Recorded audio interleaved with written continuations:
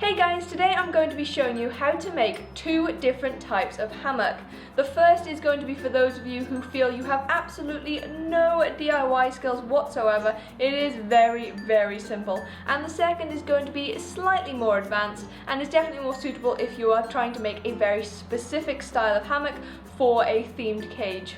For the first hammock, the one that absolutely anybody can make, you're going to need a clean square face cloth like this one, and it can be absolutely any colour you want, and you're going to need 4 pieces of string. Taking one corner of your face cloth, pinch it inwards as if you're folding it in half, like this, and then you're just going to take your string, one piece of string, and tie it around very tightly. And then you're going to repeat that step on each corner with each piece of string.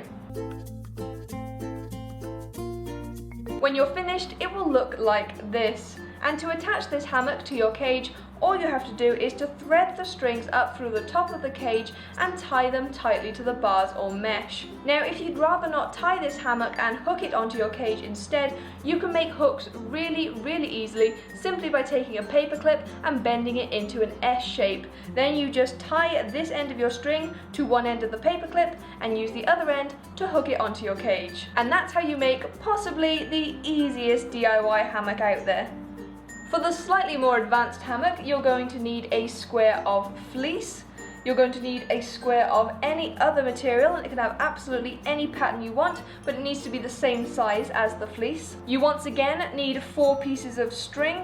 You're also going to need some pins, and you're going to need either a needle and thread or a sewing machine. What we're going to do first is take each piece of string and tie a large knot in one end of it.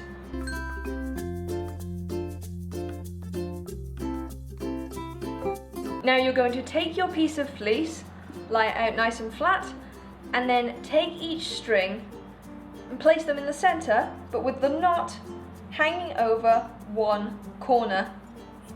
You're going to do that with each one. There we go. 3, 4.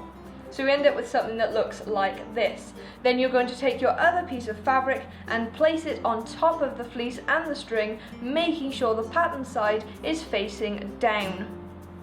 Then you just need to take your pins and start securing the fabric together, making sure to also secure the string in place. Once the layers are secured, it's time to sew them together, and you can do this using a sewing machine if you have one, or you can hand stitch it if you prefer. Just make sure you leave a 1-inch gap along one of the edges. Once you've finished sewing, you'll have something that looks like this. You can just trim away any excess material off the edges, and then once you have, just find the gap that you left, and you're going to start pushing the material through this little gap to turn it inside out.